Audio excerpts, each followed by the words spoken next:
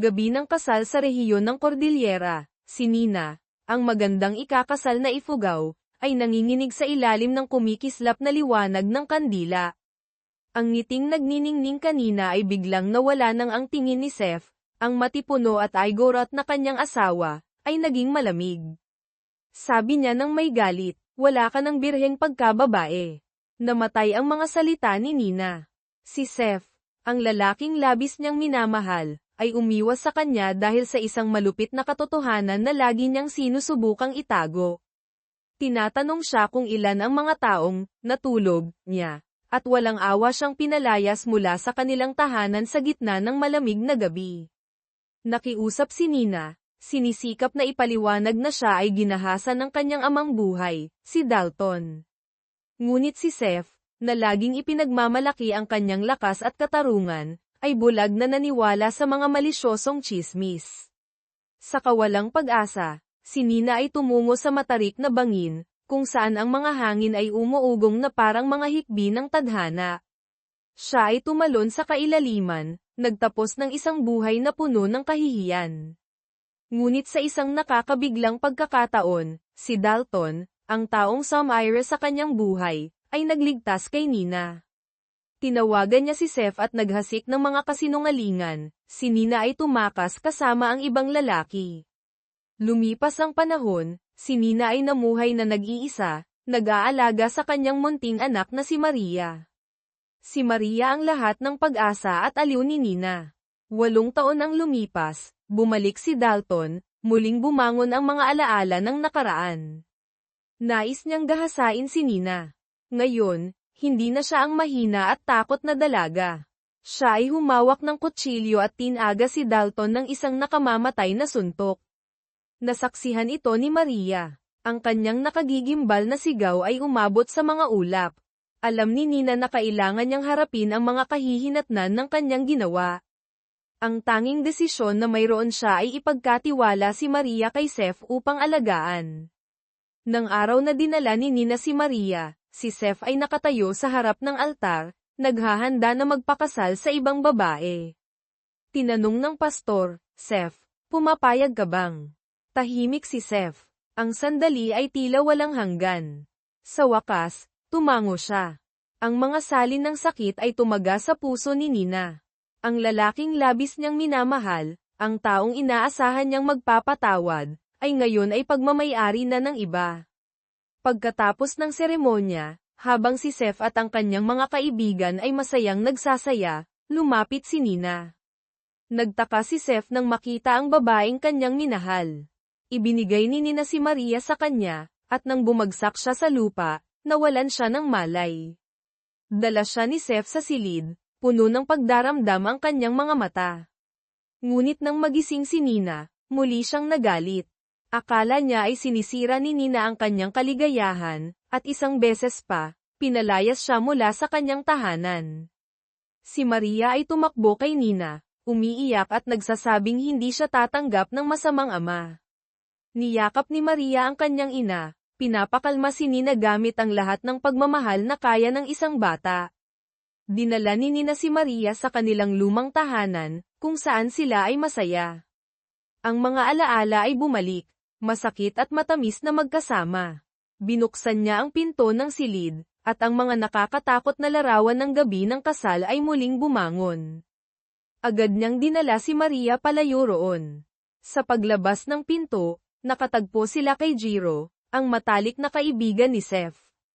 Si Jiro ay matagal nang umiibig kay Nina at nais siyang tulungan.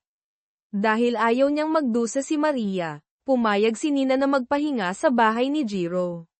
Samantala, sa tahanan ni Seth, natuklasan ng kanyang ama na si Dalton ay napatay. Sinuri niya ang mga kamera ng seguridad at nakita na si Maria ang salarin. Umiiyak si Maria habang ikinukwento ang lahat ng ginawa ni Dalton sa kanyang ina.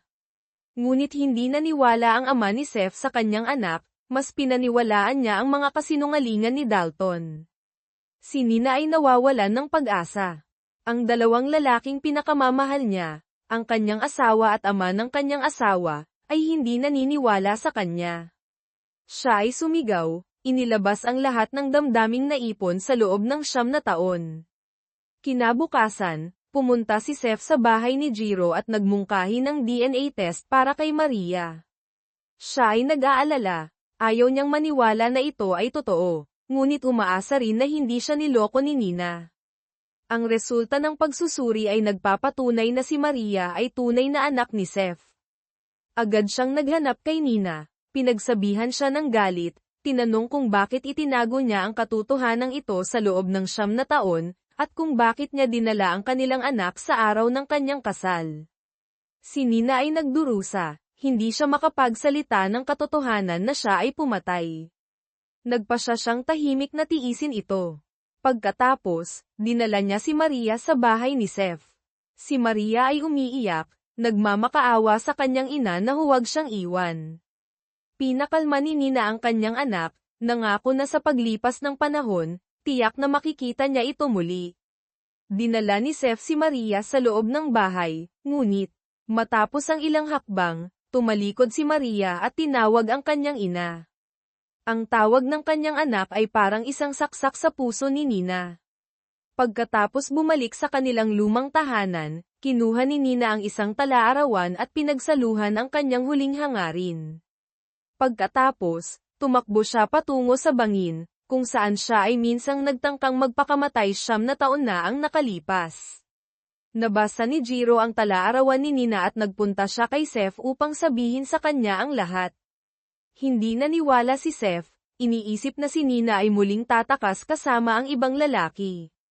Nang banggitin ni Jiro ang tungkol sa talaarawan, saka lamang naniwala si Seth. Sabay silang nagmaneho papunta sa lumang bahay. Natagpuan nila si Nina na nakatayo sa gilid ng bangin. Nais niyang tumalon, ngunit ang mga salita ni Maria ay umuukit sa kanyang isipan. Sa gitna ng kawalang pag-asa, tumakbo si Seth, nagmamakaawa na huwag siyang gumawa ng isang handgal na bagay.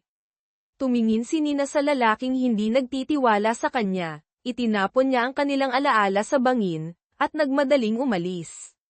Hinabol ni Seth si Nina sa kanyang sasakyan. Hinarang niya ito, sinisisi siya kung bakit nais niyang gumawa ng handgal na bagay. Sumagot si Nina na anong karapatan niya upang alalahanin ang kanyang buhay. Sa kawalang magawa, sinabi ni Seth na siya ang tunay na ama ng kanyang anak. Sinisi niya si Nina kung bakit siya naghintay ng 9 na taon upang sabihin ang katotohanan. Ayaw nang makipag-usap ni Nina sa kanya. Ang apoy ng galit ay nag-aapoy sa puso ni Nina. Inapakan ni Seth ang kanyang dignidad, at siya ay nanumpa na hindi niya kailanman patatawarin ang malupit na lalaking iyon. Nahabol ni Jiro si Seth at pinayuhan siyang umuwi na, upang siya na ang humawak sa sitwasyon. Nagalit si Seth at tinanong si Jiro kung ano ang karapatan niyang makialam. Sa mahinahong tono, sumagot si Jiro, naghihintay pa rin sa iyo ang iyong asawa. Tahimik si Seth at umalis. Tinanong ni Nina si Jiro kung paano niya nalaman na nais niyang magpakamatay. Sinabi ni Jiro na nag-alala ang kanyang ama at kapatid, at humiling sa kanya na hanapin siya. Nang marinig ang pangalan ng kanyang kapatid, nagulat si Nina. Akala niya ay patay na ito. Sa wakas, nalaman niyang si Dalton ay nailigtas. Agad na tumawag si Nina sa kanyang ama upang alamin ang kalagayan ni Dalton. Sinabi ng kanyang ama na siya ay nagising at nais na makauwi siya. Masaya si Nina, ngunit nang tanungin ang kanyang ama kung bakit siya tinulungan, ang sagot nito ay nagbigay sa kanya ng panginginig. Ginawa ito ng kanyang ama upang protektahan ang reputasyon ng pamilya, at hindi dahil sa kanyang kaligtasan. Nagpasya si Nina na hindi na siya babalik sa impyernong iyon. Nais niyang pumunta sa bahay ni Seth upang kunin ang kanyang anak. Nagbabala si Jiro na sa ugali ni Seth, hindi siya papayag na dalhin siya ni Nina. Sa isang pagtitipon ng pamilya ni Seth, iniabot ng kanyang lola ang kamay kay Maria para sa isang ritual ng pagbati, ngunit agad na tumanggi ang bata. Sa mahinahong pagtuturo ni Seth, napilitan si Maria na sumunod sa kanyang ama. Ipinakilala ni Seth ang bawat miyembro ng pamilya sa kanyang anak. Nang lumapit ang kanyang bagong asawa, si Gabriela, at sinabi na siya ang magiging ina ni Maria mula ngayon, Agad na tumakbo si Maria upang yakapin si Seth, hindi tinatanggap ang sinumang ibang ina. Dumating sina Nina at Jiro sa bahay ni Seth. Natutuwa si Gabriela nang makita na natutunan ni Maria ang ritual ng paghalik sa kamay. Nais sanang tumakbo ni Nina upang yakapin ang kanyang anak, ngunit pinigilan siya ni Jiro. Alam niya ang ugali ni Seth at natatakot na magkaroon ng malaking gulo. Lumapit si Jiro kay Seth at sinabi na naghihintay sa kanya si Nina sa labas. Tumakbo si Seth upang salubungin si Nina, tinanong siya kung bakit siya narito. Sinabi ni Nina na nais niyang dalhin ang kanyang anak. Nagalit si Seth at sinabing hindi niya papayag ang gawin niya ang gusto niya. Inutusan niya si Nina na bumalik sa kanilang tahanan at huwag nang lumitaw sa harap ng kanyang anak. Sinabi ni Nina na hindi na siya babalik sa bahay na iyon. Wala na siyang tiwala sa sinuman. Sa kabila ng mga pakiusap ni Nina, hinayla siya ni Seth papasok sa sasakyan, nagbabala na lumayo siya sa kanyang pamilya. Sa ibang lugar, 2 gangsters ang dumating upang mangolekta ng utang mula sa ama ni Nina. Nakiusap siya para sa karagdagang oras. Pagkatapos, pumunta siya sa silid ng ospital upang hanapin si Dalton. Alam niya ang masamang ugali ni Dalton. Ngunit dahil sa labis na utang, hindi siya makapagsalita ng katotohanan. Sinabi niya kay Dalton na dinala ni Nina si Maria sa bahay ni Seth. Nabigo si Dalton nang malaman na nais pa rin ni Nina na bumalik kay Seth. Sinabi ng ama ni Nina na tiyak na ibabalik niya si Maria, ngunit sa kondisyon na dapat bayaran ni Dalton ang kanyang utang. Agad na pumayag si Dalton. Pumasok si Seth sa silid ni Maria. Tinitingnan ang kanyang anak na mahimbing na natutulog. Ngunit dahil sa sobrang pangungulila sa kanyang ina, hindi makatulog. Si Maria, kahit gaano pa man ang pagsisikap ni Seth na punan ng puwang, hindi kailanman mapapalitan ng pagmamahal ng ina. Kinabukasan ng umaga, nagising si Seth na nagulat nang hindi makita si Maria sa kanyang kama. Nang makita niyang si Maria ay nag-aayos ng buhok sa harap ng salamin, siya ay nakahinga ng maluwag. Malungkot si Maria dahil hindi niya alam kung paano atali ang kanyang buhok. Mula noon, ang kanyang ina ang laging gumagawa nito para sa kanya. Upang hindi malungkot ang kanyang anak, si Seth ay nagpasya na atali ang buhok ni Maria. Kinuha niya ang kamay ng kanyang anak at dinala siya palabas ng silid. Nakita ito ni Gabriela at agad na isinara ang pinto, natatakot na malaman ni Seth na siya ay nakikinig. Sa agahan, tinanong ng kanyang lola si Seth kung bakit siya natulog sa silid ng kanyang anak at hindi sa silid ng kanyang asawa. Walang magawa si Seth, nagbigay ng dahilan na siya ay may trabaho upang makaiwas. Galit si Gabriela kay Nina at Maria dahil sa pagkasira ng kanyang kaligayahan. Nagpasya siyang dapat na itaboy si Maria. Nagdala si Gabriela ng isang sirang damit sa silid ni Maria. Itinago ito sa ilalim ng kama upang ay paratang ito sa bata. Pagkatapos, tahimik siyang umupo upang kumain na parang walang nangyari. Sa panahon ng pagkain, patuloy na nagmumurang masama ang lola kay Nina, na labis na ikinabahala ni Maria. Narinig ito ni Gabriela at labis na nasiyahan. Nakita ng hipag na nakaupo sa tabi ang peking ngiti ni Gabriela at tinukso siya, "Masaya ka bang matulog ng mag-isa, ate?" Ang tanong na ito ay nagpasiklab ng galit kay Gabriela at umalis siya patungo sa kanyang silid. Ang hipag at kapatid ni Seth ay masaya dahil natanggal nila ang tinik sa kanilang mata. Umalis si Gabriela sa kanyang silid at nagsimula ng pag-iyak ng mga luha ng buwaya upang linlangin ang kanyang biyenan. Pumasok ang ina ni Seth upang aliwin ang kanyang manugang, sinabing ang hipag ay isang mabait na tao at hindi na kailangang bigyang pansin ang mga salitang iyon. Ngunit sinabi ni Gabriela na hindi siya umiiyak dahil dito, siya ay malungkot dahil hindi niya mahanap ang kanyang damit pangkasal. Upang hindi makaranas ng hirap ang kanyang manugang, agad na naghanap ng damit pangkasal ang ina ni Seth para sa kanya. Nang umalis siya, agad na nagbago si Gabriela at ipinakita ang kanyang tunay na anyo. Habang naghahanda silang bumaba upang maghanap, nagkunwari si Gabriela na nakita ang damit pangkasal sa silid ni Maria. Pumasok ang ina ni Seth at hinayla mula sa ilalim ng kama ang damit pangkasal na sira-sira. Labing-labing nagulat ang ina. Nagpakita rin si Gabriela ng lungkot sa kanyang nakita. Agad niyang kinuha ang damit at sinabihan ang kanyang biyenan na huwag ipaalam ito kay Seth. Pagkatapos, nagpatuloy siya sa pagpapakita ng mabait na anyo, sinabing si Maria ay isang inosenteng bata at ayaw niyang alamin ang tungkol dito. Nang marinig ito ng ina ni Seth, nakaramdam siya ng pagmamalaki sa pagkakaroon ng ganitong mabait na manugang. Habang naliligo ang lahat, tinawag ng lola si Maria na lumapit sa kanya. Tinanong niya si Maria kung bakit niya pinutol ang damit pangkasal ng kanyang ina. Naguluhan si Maria at hindi niya naintindihan ang nangyari. Tumingin siya kay Gabriela nang may galit. Nagkunwari si Gabriela na nagmamalasakit kay Maria, sinabing huwag siyang matakot dahil hindi niya ito pinapansin. Sinabi ng lola kung tinuruan ba siya ng kanyang ina na saktan ang kanyang madrasta. Nang marinig ito, nanginginig si Maria sa galit. Kahit ano pang sabihin ng iba, hindi siya nagpakita ng kahit anong reaksyon. Tinawagan ng kapatid ni Seth ang kanyang kuya upang ipaalam ang nangyari. Agad na tumakbo si Seth palabas, sumakay sa sasakyan at bumalik. Pagdating sa bahay, nang makita ang kanyang anak na nanginginig, agad niyang kinuha si Maria at dinala sa silid.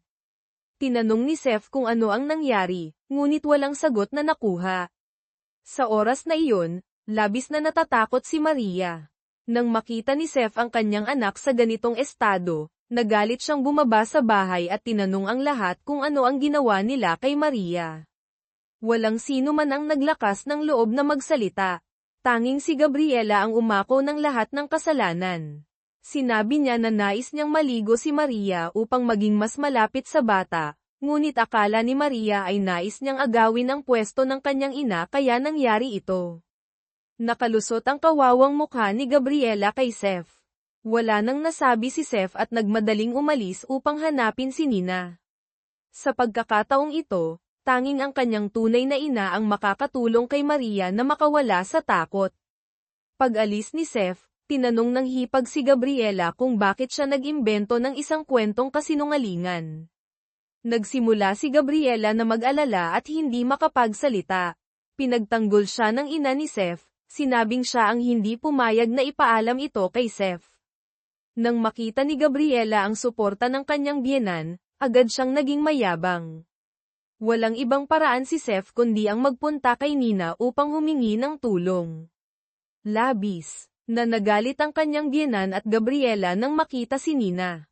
Nais sanang palayasin ng ina si Nina, ngunit pinigilan siya ng kanyang manugang. Sinabi niya na kailangan niyang harapin si Nina ng personal. Nakaramdam ng pagmamalaki ang ina ni Seth sa pagkakaroon ng ganitong matatag na manugang. Humugat si Gabriela ng malalim na hininga at binuksan ang pinto para kay Nina. Sinadyang ipakita niya ang kanyang singsing pangkasal, tinatanaw si Nina ng may hamon sa kanyang mga mata. Tumakbo si Nina patungo sa tabi ng kama ni Maria, nakita ang walang malay na mga mata ng kanyang anak. Nagalit si Nina at pinaalis ang lahat mula sa silid. Nang wala ng tao, mahinahon niyang hinaplos ang kanyang anak. Sa puntong iyon, hindi pa rin nakilala ni Maria ang kanyang ina, kaya siya'y nanginginig pa rin. Nang marinig ang mga salitang puno ng damdamin ng kanyang ina, tila nakilala ni Maria ang pamilyar na boses. Biglang lumiwanag ang mga mata ng bata. Nagyakapan ang mag-ina sa ligaya. Sinabi ni Nina sa kanyang anak na hindi na siya kailangang makulong, kaya't dadalhin niya itong umalis. Labis na natuwa si Maria nang marinig ito, dahil malapit na siyang makasama ang kanyang ina. Sabay nilang inayos ang kanilang mga gamit upang umalis. Nang makita ni Seth na lumalabas si Maria kasama si Nina, labis siyang nagalit. Agad niyang hinayla si Nina sa kanyang silid upang makipag-usap. Nang pumasok si Nina, napagtanto niyang ito ang silid ng kanilang bagong kasal, kaya't nais niyang umalis agad. Pinigilan siya ni Seth, sinabing maaari siyang umalis, ngunit hindi niya maaaring dalhin ang kanyang anak. Walang magawa si Nina, hindi alam kung ano ang dapat sabihin, at nagmadaling umalis. Paglabas niya mula sa silid, hinarang siya ni Gabriela. Sinabi ni Nina na pagkatapos niyang dalhin ang kanyang anak, siya ay mawawala sa kanilang buhay, kaya't hindi na kailangang mag-alala si Gabriela. Sa mga sandaling iyon, dumating ang kanyang biyenan, sinabing kung dadalhin ni Nina ang kanyang apo, ipapaalam niya kay Maria na nais magpakamatay ni Nina. Ayaw ni Nina na malaman ng kanyang anak na siya ay isang mahina at walang kakayahang babae, kaya't napilitan siyang sumunod. Pumunta si Nina sa silid ni Maria upang magpaalam. Nang malaman na hindi siya makakasama ng kanyang ina sa pag-alis, labis na nalungkot si Maria. Sinabi ni Nina sa kanyang anak na mag-iisip siya ng paraan upang makuha siya mula rito, at agad na bumalik ang saya ni Maria. Sinabi ni Nina kay Maria na humanap ng paraan upang makatakas, at siya ay maghihintay sa labas. Nagbigay sila ng sampal sa isa't isa bilang simbolo ng kanilang pag-asa. Hinalikan ni Nina ang noo ng kanyang anak bago siya umalis.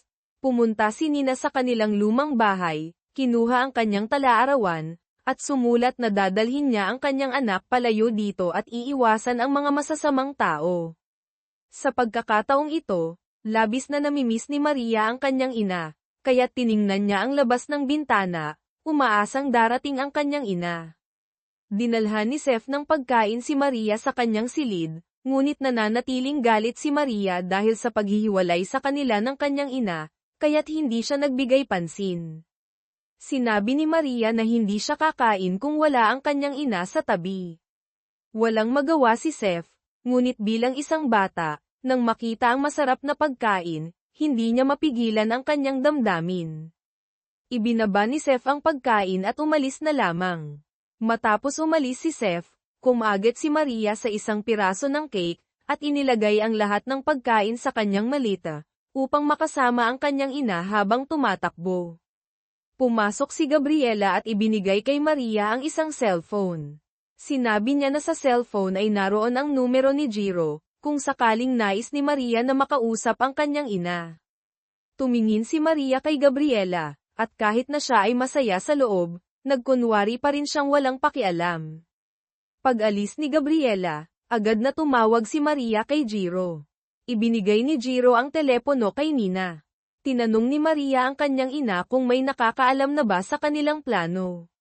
Sinabi ni Maria na handa na ang pagkain para sa kanilang pagtakas. Narinig ni Gabriela ang buong pag-uusap. Ang masamang babae ay bumalik sa kanyang silid na may mapanlinlang na ngiti. Tiyak na nag-iisip siya ng isang masamang plano. Pumunta si Seth sa silid ng kanyang anak at masayang nag-alok na matulog kasama siya, ngunit tumanggi si Maria. Napilitang umupo si Seth sa hagdang bato. Binuksan ni Maria ang pinto upang tingnan, ngunit nakita niyang andoon pa rin ang kanyang ama. Kinailangan niyang bumalik sa silid at mag-isip ng paraan upang makatakas. Dumating si Nina sa harap ng bahay ni Seth upang salubungin ang kanyang anak, ngunit kahit umaga na, wala pa ring palatandaan si Maria. Binuksan ni Maria ang pinto at natagpuan ang kanyang ama na nagbabantay. Walang magawa si Maria kundi pumasok sa silid at umiyak. Habang siya ay naguguluhan, biglang sumigaw si Gabriela, "Daga!" Narinig ito ng pamilya at nagmadali silang pumunta. Lumabas na sa katotohanan. Nagsinungaling siya tungkol sa daga upang matulungan si Maria na makatakas. Nakapagtakbo si Maria papunta sa kanyang ina. Habang naghahanda silang umalis, umingay ang isang kabayo sa malapit. Narinig ni Seth ang sigaw ng kabayo at tumakbo upang tingnan, at natagpuan niyang dinadala ni Nina ang kanyang anak upang makatakas. Agad siyang tumakbo sa gate upang pigilan ang mag-ina. Kahit sinabi ni Maria na ayaw na niyang makasama ang kanyang ama, hindi pa rin siya pinakawalan ni Seth. Habang nag-aaway ang dalawa, dumating ang mga pulis. Napag-alaman na tinawagan ng ama ni Nina ang mga pulis upang arestuhin ang kanyang anak. Naglabas siya ng isang papel at sinabing siya ang lehitimong tagapag-alaga ni Maria at ipinadala ang mga tao upang agawin ang kanyang apo. Sa kabila ng lahat ng pagsalungat, dinala pa rin si Maria ng kanyang lolo. Inutusan ng mga pulis si Nina na ibigay ang pasaporte ng kanyang anak upang dalhin siya ng kanyang ama sa ibang lugar. Nagalit si Seth at kinuhang ang pasaporte, pinunit ito sa pira-piraso. Sa huli, Pareho silang ikinulong ng mga pulis. Sinisi ni Seth si Nina kung bakit niya ibinigay ang karapatan sa pangangalaga ng kanyang anak sa isang masamang tao tulad ng kanyang ama. Naalala ni Nina ang nakaraan. 9 na taon na ang nakalipas, hindi lamang hindi siya pinrotektahan ng kanyang ama, kundi pinagsabihan pa siyang baliw at ipinadala sa isang mental hospital. Matapos ipanganak ni Nina ang kanyang anak, kinuha ng kanyang ama ang kanyang karapatan bilang ina. Sinabi ni Nina na walang karapatan si Seth na sisihin siya, dahil siya ang unang tumalikod sa kanya. Naniniwala si Seth na noong mga panahong iyon, si Nina ang may kasalanan. Nang makita ang lalaki sa kanyang harapan na puno ng sakit, nahabag si Nina. Inabot niya ang kanyang kamay upang panasan ang luha ni Seth. Sa tamang sandali, dumating si Jiro, at agad na bumalik ang kanilang mga damdamin. Pinakawalan ni Jiro ang dalawa. Pagkalabas nila, sinabi ng mga pulis na ginamit ng ama ni Nina ang kanyang posisyon sa embahada upang gumawa ng bagong pasaporte para kay Maria. Sa kasalukuyan, nasa paliparan na sila at naghahanda ng dalhin ang bata. Agad silang sumakay ng sasakyan patungo sa paliparan. Ngunit pagdating nila, nagsimula nang umalis ang eroplano. Labis na nasaktan si Nina nang makita ang kanyang anak na umaalis sa kanyang mga bisig. Walang magawa si Seth kundi tingnan ang eroplano sa langit. Magkasama silang lumabas. Kinuha ni Nina ang kanyang telepono upang mag-book ng tiket ng eroplano upang iligtas ang kanyang anak. Nag-alok si Seth na sumama, na labis na nagulat kay Nina. Sinabi ni Seth na ayaw niyang ipagkatiwala ang buhay ng kanyang anak sa isang masamang tao tulad ng kanyang ama. Nang malaman ni Gabriela na susunod ang kanyang asawa sa kanyang dating asawa upang hanapin ang kanilang anak, nagkunwari siyang nahimete. Pagkatapos, dinala ng lahat si Gabriela sa sofa. Nang makita ng kanyang ina na iniwan ang kanyang anak, ibinuhos niya ang lahat ng sisi kay Seth. Hindi matanggap ng ina ni Seth ang paghusga sa kanyang anak, kaya tumayo siya upang tumutol. Nagkaroon ng alitan ang dalawa. Inutusan ng pangalawang hipag si Gabriela na dalhin ng mga katulong sa kanyang silid upang magpahinga. Nagpatuloy si Gabriela sa pagpapanggap na mahina, ngunit nang makaalis ang mga katulong, agad siyang nagbago ng anyo. Sumakay sina Seth at Nina sa eroplano upang hanapin ang kanilang anak na si Maria. Tinanong ni Seth si Nina kung saan niya gustong dalhin ang kanilang anak. Sumagot si Nina na nais niyang pumunta sa Amerika, upang makalayo sa mga tao na hindi mabuti sa kanya. Naalala ni Seth ang masayang sandali noong kasal nila 9 na taon na ang nakalipas, at labis siyang natuwa nang makita si Nina na nakasuot ng wedding gown. Lumapit siya upang atali ang pulang ribbon sa kanyang damit, bilang patunay ng kanilang pagmamahalan. Bukod dito, nag-ukit pa sila ng kanilang mga pangalan sa isang puno, simbolo ng kanilang walang hanggang pag-ibig. Hindi na kaya na ni Nina ang damdamin, kaya tumakbo siya sa banyo upang ilabas ang kanyang lungkot. Umuwi ang kanyang lolo at nakatagpo ng ilang mga gangster.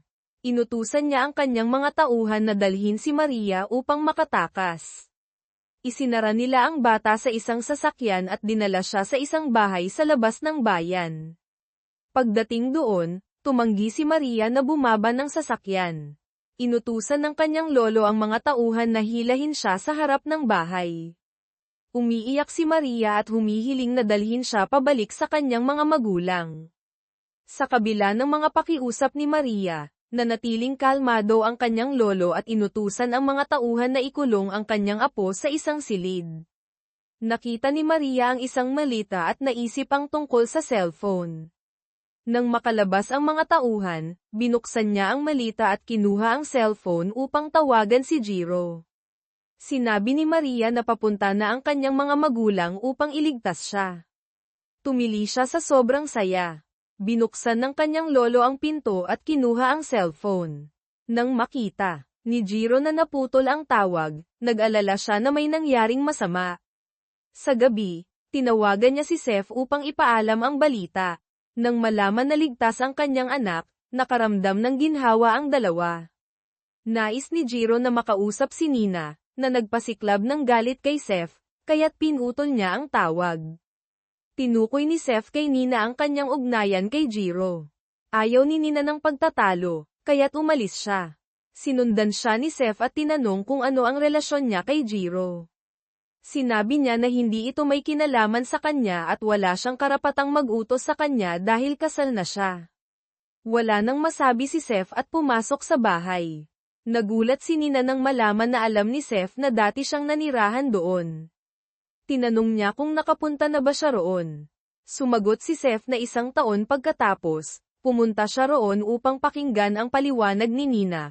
Ngunit noong panahong iyon ay nakulong na siya ng kanyang ama sa isang mental hospital upang manganak. Naghanap si Seth sa buong bahay ngunit hindi niya natagpuan si Nina. Sinabi ng kanyang kuya na tumakas na si Nina kasama ang ibang lalaki. Hindi naniwala si Seth at pinatawag ang kanyang kuya upang tawagan si Nina. Naghanda na ang kanyang kuya para sa lahat ng ito. Dahil sa pagbabanta ni Seth, tinawagan ng kanyang kuya si Nina, ngunit isang lalaki ang sumagot at sinabing siya ang bagong kasintahan ni Nina. Nais ni Seth na makipag-usap ng direkta sa kanyang asawa. Nagkunwari ang lalaki na tinatawag si Nina, at pagkatapos ay pinatugtog ang isang recording para marinig ni Seth. Nang marinig ni Seth na tinatawag ni Nina ang ibang lalaki sa isang malapit na paraan, nasaktan siya at pinutol ang tawag, naniniwala na nagtaksil si Nina. Sumigaw si Nina na hindi siya kailanman nakipagrelasyon sa ibang lalaki, at ang kanyang ama ang nagdala sa kanya sa mental hospital. Kung mahal siya ni Seth, dapat siyang magtiwala sa kanya. Naniniwala si Seth na patuloy pa rin siyang nagsisinungaling. Matapos ang kanilang pagtatalo, pumasok sila sa bahay upang hanapin si Maria, ngunit wala silang natagpuan. Nagpanik sina Nina at Seth. Sa bahay ni Seth, ayaw ng kanyang ina na magdusa ang kanyang anak na si Gabriela mula sa malamig na pakikitungo ng pamilya ng kanyang asawa, kaya't inaalok niyang dalhin ang kanyang anak pabalik sa kanilang bahay. Habang naghahanda silang umalis, nakita ng pangalawang hipag ang nangyayari at sumigaw upang tawagin ang lahat. Lumabas ang kanyang biyenan na galit at sinabing dapat sundin ang kanyang mga utos. Pinagtanggol ng ina ni Gabriela ang kanyang anak, at tinanong kung dapat bang mag-isa ang kanyang anak sa silid. Walang sinabi ang kanyang biyenan at umalis na lamang.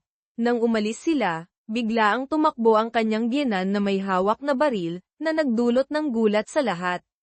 Sinabi ng ina ni Gabriela na kung may lakas ng loob siya, dapat niyang iputok ang baril. Nagpakita si Gabriela ng malungkot na mukha at nagpaalala sa kanyang biyenan na alagaan ang kanyang kalusugan, ngunit paglingon niya, nagbago ang kanyang anyo.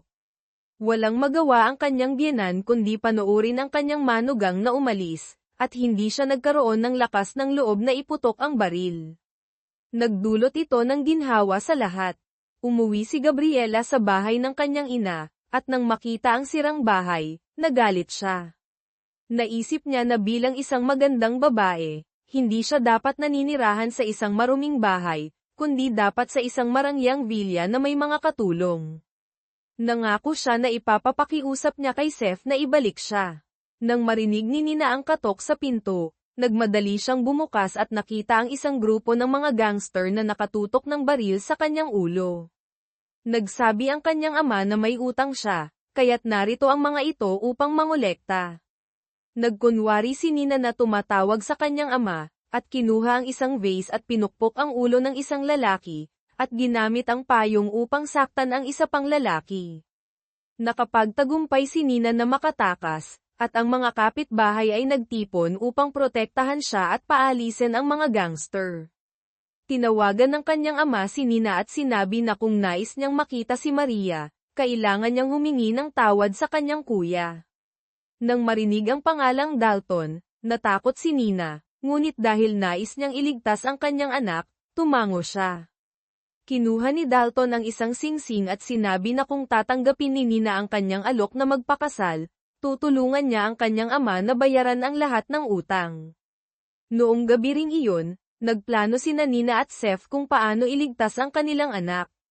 Habang magkasama, naisip nila ang kanilang nakaraan. Noong bata pa sila, magkasama silang lumaki. Nagtinginan sila at naalala ang mga masasayang sandali upang mawala ang awkward na atmosfera. Sa pagkakataong ito, sinabi ni Seth na ang kanilang anak ay maganda tulad ng kanyang ina, at ang ugali ay kahawig ng kanya. Tumutol si Nina, sinabing hindi siya kahawig ni Seth, dahil si Maria ay nagtitiwala sa mga taong mahal niya.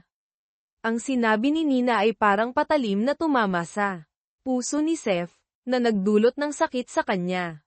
Nagpatuloy ang dalawa sa pag-uusap tungkol sa kanilang plano upang iligtas si Maria.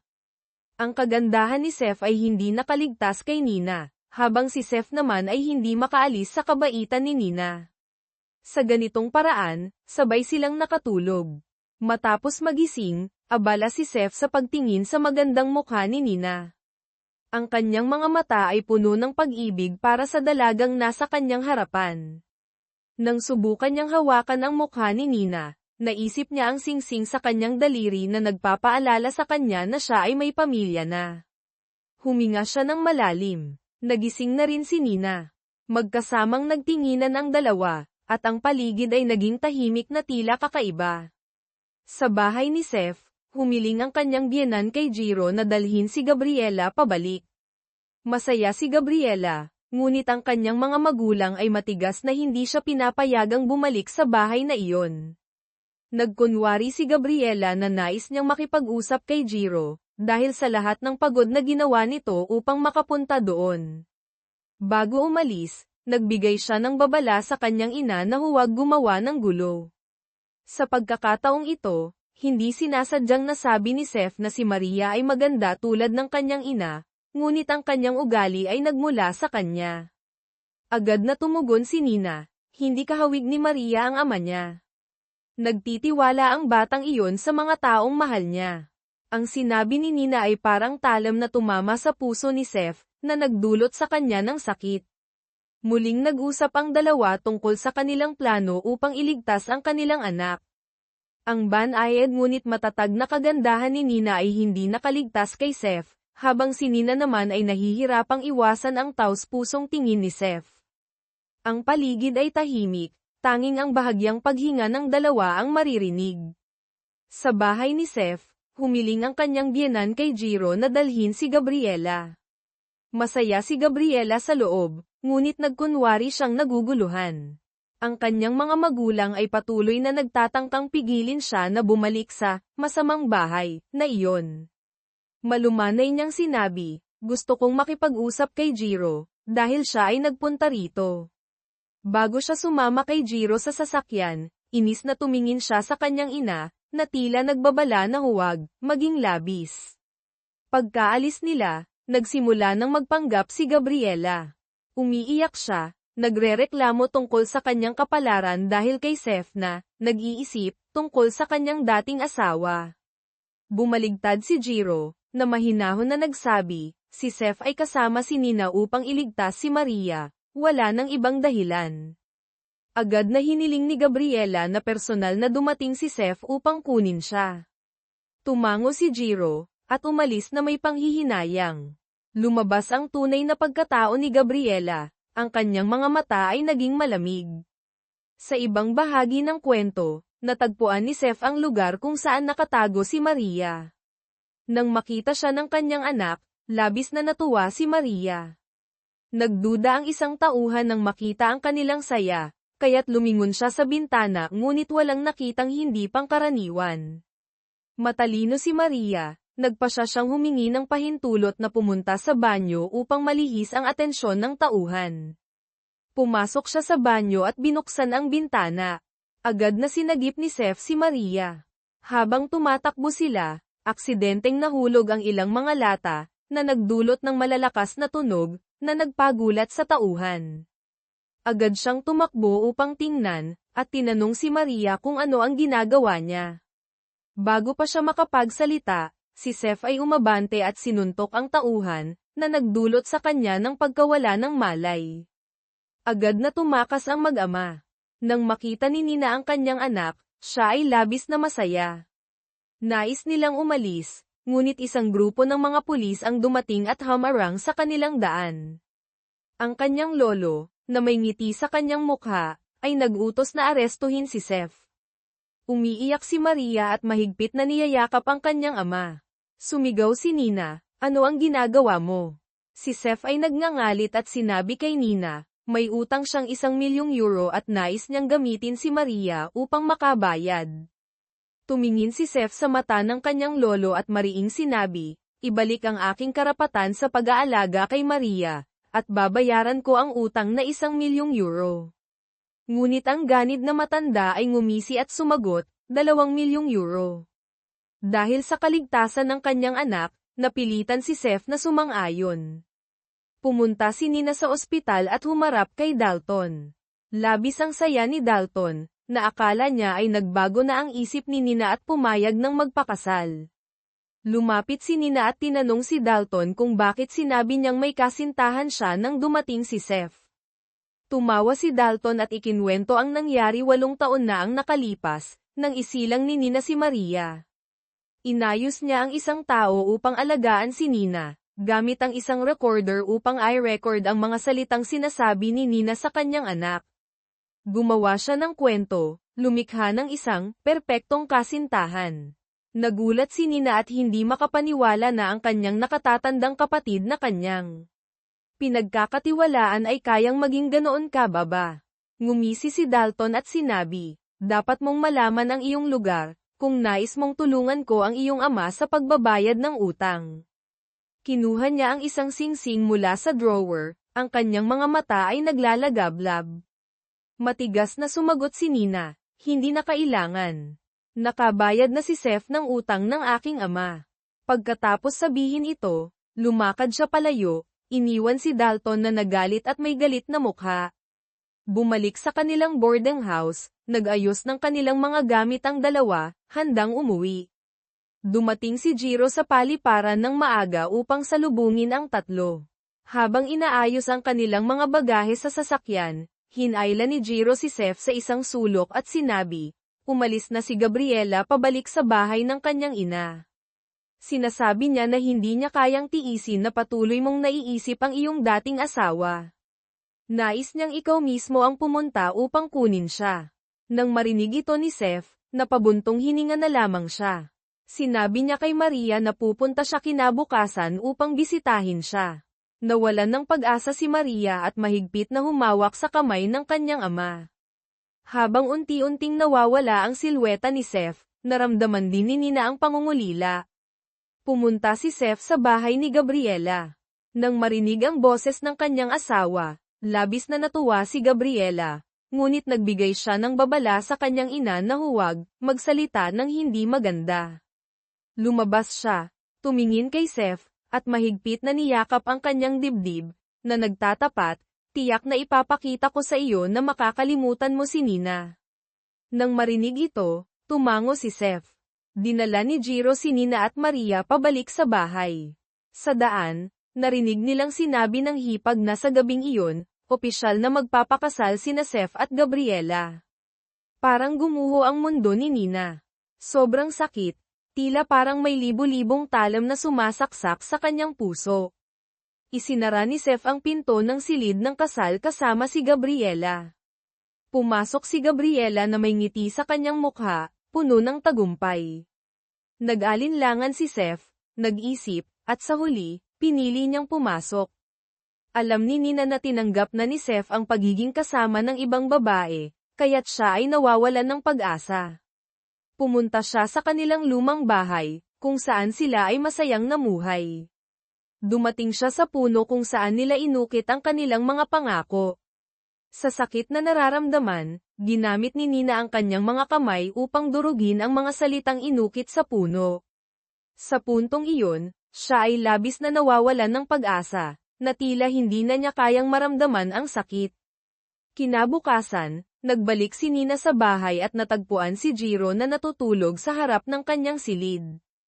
Nag-aalala ang kaibigan dahil sa takot na hindi makayanan ni Nina ang sakit. Nang makita ni Jiro ang mga kamay ni Nina na puno ng dugo, wala siyang sinabing anuman at agad siyang dinala sa silid, nagmamadaling ayusin ang kanyang mga sugat. Alam niyang mahirap itong tanggapin, ngunit pinayuhan pa rin si Nina na alagaan ang kanyang sarili. Sinabi ni Nina na noong nakaraang gabi, nagpa siya siyang kalimutan ang lahat ng mga hindi magandang karanasan. Pumasok siya sa silid at dahan-daang pinagmamasdan si Maria na natutulog. Marahil si Maria ang tanging lunas na makakapagpagaling sa kanyang sugatang puso. Hinaplos ni Nina ang mukha ni Maria at nangako na magiging isang malakas na ina upang protektahan ang kanyang anak. Nagising si Maria at nang makita ang mga sugat sa kamay ng kanyang ina, nag-alala siya at nagtanong, "Masakit ba, inay?" Sinabi ni Nina na maliit lamang ang sugat at hindi siya mamroblema. Pinapakalma niya ang kanyang anak na huwag mag-alala para sa kanya. Nais ni Maria na gumaling agad ang kanyang ina, kaya't niyakap niya si Nina. Pagkatapos, sinabi ni Nina sa kanyang anak na iiwan siya sa kanyang ama sa loob ng ilang panahon, at pagkatapos niyang makahanap ng maayos na trabaho, tiyak na babalik siya upang kunin ito. Nauunawaan ni Maria ang sitwasyon at pumayag. Sinabi ng batang babae na maghihintay siya ng kaunti at darating ang kanyang ina upang kunin siya. Nagtanong si Nina kung ano ang nangyari. Ikinwento ni Maria ang tungkol sa mga akusasyon ni Gabriela na siya ang nagputol ng kanyang wedding dress. Alam ni Nina na ayaw ng kanyang anak na mag-alala siya, kaya't sinabi niyang wala siyang problema. Mahigpit silang nagyakapan. Samantala, habang papalabas si Seth, tinawag siya ni Gabriela. Sinabi niyang nais niyang magkaanak sila. Labis na nagulat si Seth sa narinig.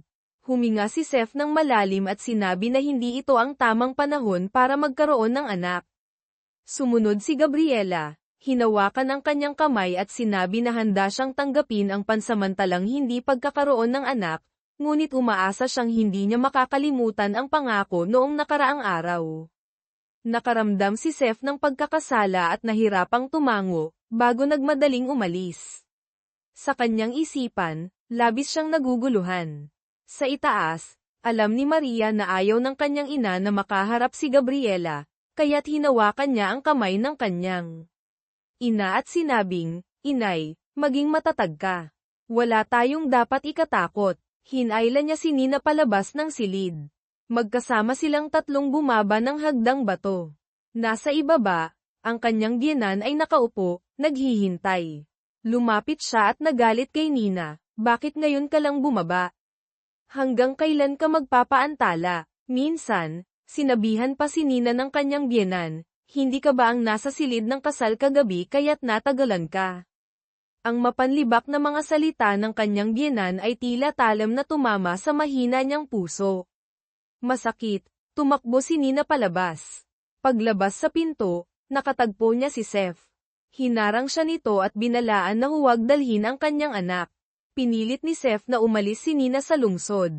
Nagalit si Nina at itinulak ang kamay ni Seth. Sinabing wala siyang karapatang makipagtalo sa kanya para sa kanilang anak. Wala na silang anumang ugnayan, kaya't hindi siya aalis mula rito. Wala siyang kailangan mula sa kanya. Pagkatapos niyang makahanap ng trabaho, tiyak na babalik siya upang kunin ang kanyang anak. Malumanay na sinabi ni Nina kay Seth, sa katapusan ng linggo, maaari kang bumisita kay Maria. Nang marinig ito ni Seth, tila gusto na niyang magalit. Ayaw niyang mawala ang kanyang anak. Sumigaw siya, "Si Maria ay binili ko mula sa aking lolo. Wala kang karapatan na dalhin siya." Ang mga salitang ito ni Seth ay nagdulot sa puso ni Nina ng labis na sakit. Si Maria, na nasa likod ng pinto, ay nakarinig sa sinabi ng kanyang ama at labis na nasaktan. Sa puntong ito, labis na nagsisi si Seth sa kanyang mga nasabi. Sinubukan ni Seth na ipaliwanag, naguguluhan na sinabi na ang kanyang mga salita ay dahil sa labis na emosyon. Tumingin si Nina sa mga mata ni Seth at sa sakit na sinabi, "Patay na ang Seth na dati. Kahit na dati kang mahirap, dahil sa pag-ibig, handa kang isakripisyo ang lahat. Ngunit ngayon, dahil sa iyong kayamanan, iniisip mong maaari mong bilhin ang lahat." Sa pagkakataong ito, nagkunwari si Maria na masaya at lumabas, niyakap si Seth at sinabing handa na siyang sumama sa kanyang ama pauwi. Talagang si Maria ay isang batang may pag-unawa, kahit na siya ay labis na nasaktan, nagpakita pa rin siya na walang masama upang matulungan ang kanyang ina na makaalis sa problema. Pagkatapos, dinala siya ng kanyang ama pauwi. Nakatayo si Gabriela sa tabi ng bintana, saksi sa lahat ng nangyayari. Nakikinig siya, at muling nagumpisang magpanggap na umiiyak ng labis upang makuha ang atensyon ng mga tao sa labas. Narinig ito ng kanyang hipag, kaya't dahan-dahan siyang lumapit sa pinto upang makinig, at natagpuan ang kanyang kapatid na babae na umiiyak sa loob ng silid. Agad siyang nagmadaling ipaalam ito sa kanyang biyenan. Pumasok ang kanyang biyenan at tinanong ang kanyang anak na babae kung naging maayos ang kanilang unang gabi. Nang makita ang pag-oo ng kanyang anak, naguluhan ang kanyang biyenan. Sinabi niya, kung naging matagumpay na, bakit ka pa umiiyak dito? Si Gabriela ay nag-aatubiling sumagot, sinabing nais niyang magkaanak, ngunit hindi pumayag si Seth. Nang marinig ito, labis na nagalit ang kanyang biyenan. Nais niyang hanapin ang kanyang anak na lalaki upang magpaliwanag, ngunit pinigilan siya ni Gabriela. Sinabi niya na ang ganoong hakbang ay magdudulot lamang ng pagkamuhi ng kanyang asawa, kaya't humiling siyang huwag ipaalam kay Seth ang tungkol dito. Naisip ng kanyang biyenan na nagdurusa ang kanyang anak na babae, kaya't nagpasya siyang dalhin ito sa pamimili upang maaliw. Pagkaalis ng kanyang ina, unti-unti nang lumabas ang tunay na masamang ugali ni Gabriela. Si Jiro ay nagpakilala kay Nina ng isang trabaho. Sa simula, ayaw ng boss na tanggapin siya, dahil natatakot siyang malaman ni Seth ang tungkol dito. Ngunit sa ilalim ng panghihikayat ni Jiro, sa wakas ay pumayag ang boss na tanggapin si Nina. Pagkatapos, nagpunta ang dalawa sa isang tindahan upang mamili ng damit, at doon nila aksidenteng nakilala ang kanyang biyenan at si Gabriela. Ayaw ni Nina na makatagpo sila, kaya't nagmadali siyang umalis. Ngunit, tinawag siya ni Gabriela at sinabi na nagkaroon siya ng napakagandang gabi kasama si Seth. Idinagdag pa niya na kahit siya ay madrasta ni Maria, tiyak na bibili siya ng maraming laruan at damit para sa bata.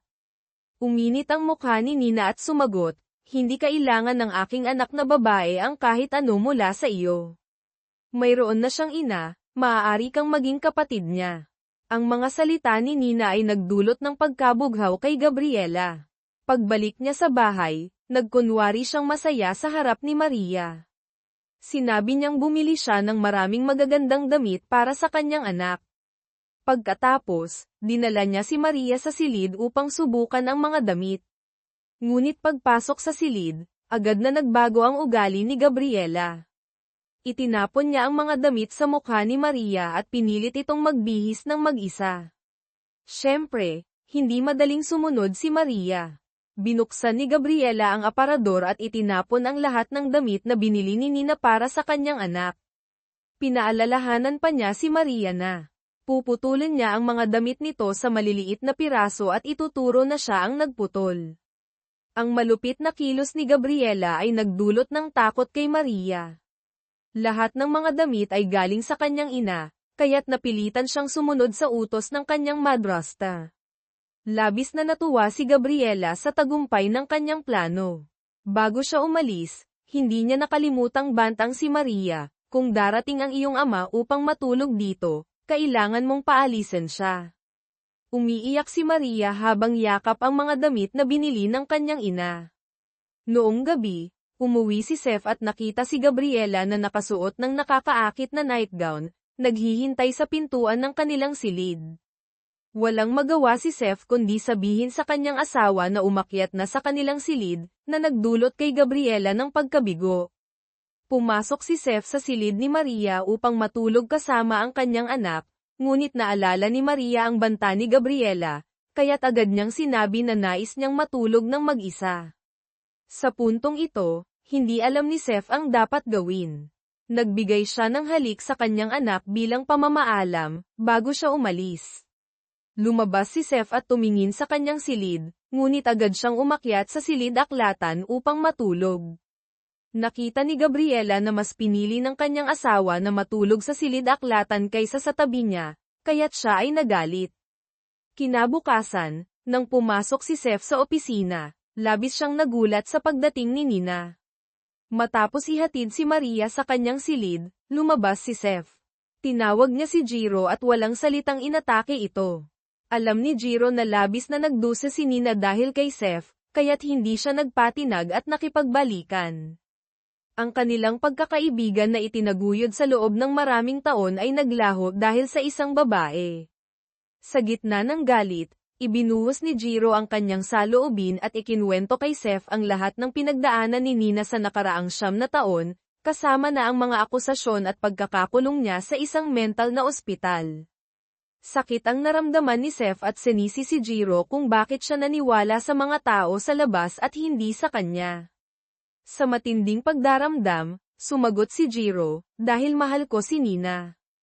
Ano man ang sabihin niya, ako'y maniniwala at poprotektahan siya. Nawala sa katinoan si Seth. Galit na galit siya kay Jiro at sa nakapanghihilakbot na katotohanan. Ipinahayag niya ang pagputol ng kanilang ugnayan. Ayaw nang makita ang mukha ng taong naglakas loob na umibig sa kanyang asawa. Nang malaman ito ni Nina, agad siyang pumunta kay Jiro at hinikayat siyang makipagkasundo kay Seth. Ngunit tumanggi si Jiro, sinabing kailangan niya ng panahon upang mag-isip. Nag-aalala si Nina at nagmadaling pumunta sa bukirin upang makipag-usap kay Seth, ngunit isinara nito ang pinto sa kanyang harapan. Ang kanilang mga mata ay naglalaman pa rin ng pagmamahal, ngunit ang kanilang pagmamalaki at sakit ay naghadlang sa kanilang paglapit sa isa't isa. Ang dalawang lalaking dati magkaibigan ay ngayon naging magkalaban. Nag-imbita sila ng abogado at naghanda para sa paghahati ng kanilang mga ari-arian. Ngunit nang balikan nila ang mga araw ng hirap at magagandang alaala, napagtanto nilang hindi kayang bilhin ng pera ang pagkakaibigan. Agad natapos ang pulong, walang naganap na pagtatalo. Naglakad si Seth sa kalye, nag-iisa at naliligaw. Tanging nang makita niya si Maria na masayang naglalaro, doon siya nakatagpo ng kaunting kapayapaan sa kanyang puso. Pagbalik sa bahay, tinipon ni Seth ang buong pamilya. Inanunsyo niyang ibibigay niya ang pantalan kay Jiro, at itatago lamang ang bukirin ng olibo. Ang desisyong ito ay humarap sa matinding pagtutol mula sa kanyang ina at nakababatang kapatid, na tanging pera at kapangyarihan lamang ang iniisip. Tanging ang kanyang hipag at ikatlong kapatid na babae ang sumuporta sa kanyang mga desisyon. Sa tabi ng ilog, nagmuni-muni si Jiro habang pinagmamasdan ang mabilis na agos ng tubig. Lumapit si Nina sa kanya at nagbigay ng kaliwan. Biglang nagmungkahi si Jiro na ipasa kay Nina ang pamamahala ng kumpanya. Ayaw niyang makita si Nina na nahihirapang kumita ng kabuhayan, nais niyang magkaroon siya ng mas magandang buhay. Tumuloy si Nina sa pagtanggi, ngunit sa matinding determinasyon ni Jiro, napilitan siyang tanggapin. Binubuli niya si Jiro na tawagin siyang, boss, umaasang mapapasaya ito. Ngumiti si Jiro, ngunit ang kanyang puso ay puno pa rin ng pag-aalala. Pwede ko bang tawagin kang gwapong boss? Tanong ni Nina na may kalokohan, na nagpasimula kay Jiro na tumawa ng malakas. Samantala, ang hipag ay pumunta kay Gabriela at nagbabala sa kanya na huwag maging malupit kay Maria. Si Gabriela, na may peking ngiti, ay sinubukang ipagtanggol ang kanyang mga aksyon, ngunit nahayag ng kanyang hipag ang kanyang tunay na pagkatao. Kung kayang iwan ni Seth ang kanyang kaibigan para kay Nina, mas mabuti pang makinig ka na lang, kung ayaw mong itaboy palabas ng bahay na ito, malamig na banta ng kanyang hipag. Nang bumaba ang gabi, nagpunta si Nina kay Seth, inanyayahan siyang dumalo sa isang salo-salo upang makipagkasundo kay Jiro. Ngunit sa isip ni Seth, ang mga salita ni Jiro ay patuloy na umuugong. Hindi niya kayang harapin ang isang taong umibig sa kanyang asawa. Si Nina, na walang kaalaman sa damdamin ni Jiro, ay inisip na si Seth ay isang duwag na hindi kayang harapin ang mga pagsubok.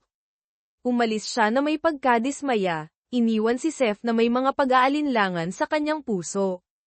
Sa bahay ng kanyang lolo, sinamantala ni Dalton ang pagkakataong ito, nag-imbento ng mga kasinungalingan at nagpasiklab ng galit kay Seth. Si Maria, nag-aalala para sa kanyang ama, ay nagplano ng isang matapang na hakbang. Lihim niyang kinuha ang lahat ng kanyang mga damit at dinala ito sa silid ni Gabriela, at sinabi, Madrasta, gusto kong matulog kasama si Daddy. Ano man ang gusto mong gawin sa aking mga damit, ayos lang. Si Gabriela, na nagulat at natuwa, ay pumayag. Umupo si Maria sa harap ng silid ni Seth, naghihintay sa kanya. Si Seth, na naantig sa pagmamahal ng kanyang anak, ay niyakap siya at dinala sa silid. Habang tinitingnan ang inosenteng mukha ni Maria, nawawala ang lahat ng kanyang mga pag-aalala. Kinabukasan, nagpunta si Nina kay Jiro at sinabi niyang nakipag-usap siya kay Seth, ngunit hindi niya binanggit ang damdamin nito. Nais lamang niyang ayusin ang pagkakaibigan ng dalawa. Dahil kay Nina, nangako si Jiro na gagawin ang lahat. Humiling si Nina sa kapatid ni Jiro na tulungan siyang ayusin ang isang pagpupulong kasama ang kanyang hipag. Ipinahayag ni Nina ang kanyang pagnanais na humingi ng tulong kay Maria upang makipagkasundo sina Seth at Jiro. Ang kanyang hipag, na palaging hindi kontento kay Gabriela, ay masayang pumayag. Sa hapagkainan, komandat ang hipag kay Maria. Ang batang babae, na may kalokohan, ay, aksidenteng, nabanggit ang pangalan ng kanyang hipag, na nagdulot ng nakakatawang sitwasyon. Si Seth, na naantig sa nakakatawang pagkakamali ng kanyang anak, ay pumayag na dalhin si Maria upang bisitahin ang kanyang ina. Noong gabi, nagpunta si Nina sa bukirin upang makipagkita kay Maria. Si Gabriela, na lihim na nagmamasid, ay nakinig sa pag-uusap ng dalawa. Sinabi ni Nina kay Seth na kung makikipagkasundo siya kay Jiro, tatanggapin niyang manirahan sa isang bahay na kanyang aayusin at hindi makikipag-ugnayan sa sinuman, basta't makikita niya si Maria ng madalas. Nang marinig ito ni Gabriela, siya ay nagngangalit sa galit. Matapos marinig ang sinabi ni Nina, naguluhan si Seth. Ngunit pumayag pa rin siya sa kahilingan nito. Si Gabriela, na nakinig sa pag-uusap, ay labis na nagalit. Pinuntahan niya ang kanyang kapatid at humiling na tulungan siyang gumanti kay Nina.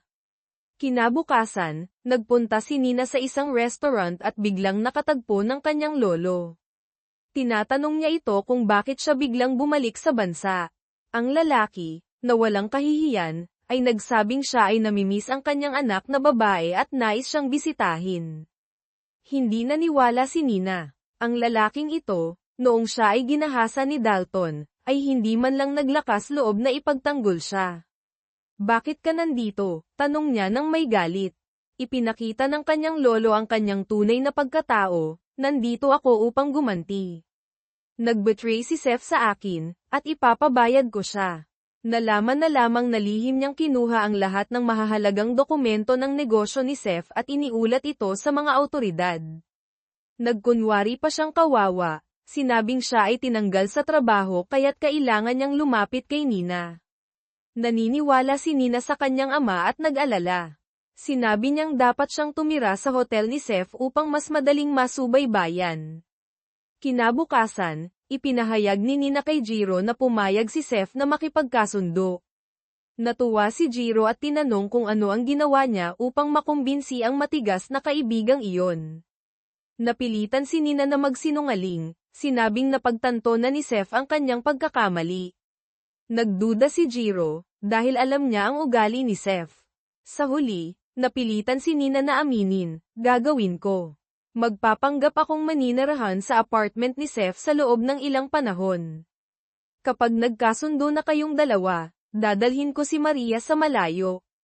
Nang marinig ito, si Jiro ay naguluhan at nagpakita ng lungkot sa kanyang mga mata.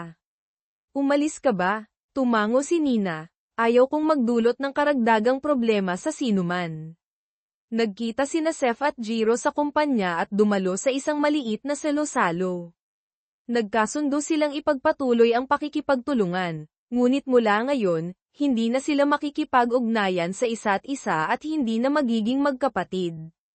Ang pagpupulong ay naging awkward, walang nag-usap. Si Nina, na may kaba sa kanyang puso, ay nagpasya na subaybayan ang kanyang lolo. Natuklasan niyang lihim siyang nakikipag-ugnayan kay Dalton, nagbabalak na saktan si Seth. Agad siyang tumawag kay Jiro, ngunit naiwan niya ang kanyang telepono sa bahay. Walang ibang paraan, nagpa siya si Nina na personal na hanapin si Jiro. Ngunit paglabas niya ng hotel, napansin niyang na-flat ang gulong ng kanyang sasakyan. Isang taxi ang huminto at nag-anyaya sa kanya. Hindi alam ni Nina na ang sasakyang ito ay inayos ng kapatid ni Gabriela. Matapos ang ilang sandali, naramdaman ni Nina na may mali.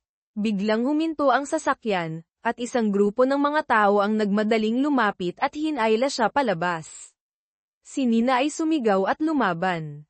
Nagpanik ang mga tao at agad na pinigilan ang kanyang bibig. Sa gitna ng panganib, sinubukan ni Nina na kalmayan ang sarili. Gumamit siya ng lakas at tinamaan ang isang tao sa kanyang maselang bahagi, at mabilis na pumasok sa sasakyan, isinara ang pinto, at pinabilis ang takbo. Si Seth at Jiro, habang nag-uusap ng awkward sa salo-salo, ay hindi alam na si Nina ay nasa panganib. Si Nina, na puno ng sugat, ay nahirapang pumasok sa salo-salo, na nagdulot ng pagkabigla sa lahat. Agad na tumakbo si Seth at Jiro upang tulungan siya. Humihingal si Nina, "Seth, umalis ka dito. May nangyayari." Bago siya natapos, umabot ang tunog ng sirena ng pulis. Napalibutan ng mga pulis ang buong lugar. Isang hepe ng pulis ang lumapit at mariing sinabi, "May utos kami na arestuhin si Seth at Jiro dahil sa pagnanakaw ng ari-arian ng gobyerno noong 9 na taon na ang nakalipas." Nagtinginan sina Seth at Jiro, nagulat. Napagtanto nilang ito ay isang bitag. Hindi naniwala si Nina na ginawa ito ni Seth at Jiro. Tumingin siya ng diretso sa mga mata ni Seth, "Hindi mo ito